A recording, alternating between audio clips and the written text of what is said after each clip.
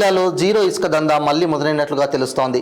ఇందుకు సాక్ష్యంగా బుధవారం రాత్రి సమయంలో ములుగు జిల్లా పసరా అటవీ శాఖ చెక్పోస్ట్ వద్ద పట్టుబడిన ఇసుక లారీలు ఆధారాలుగా కనబడుతున్నాయి.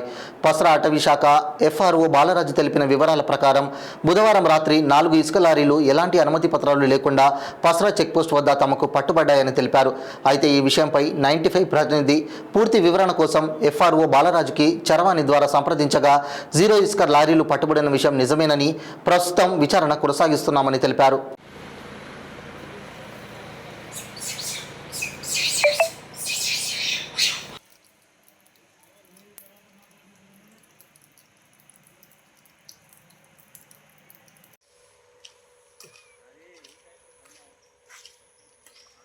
अरे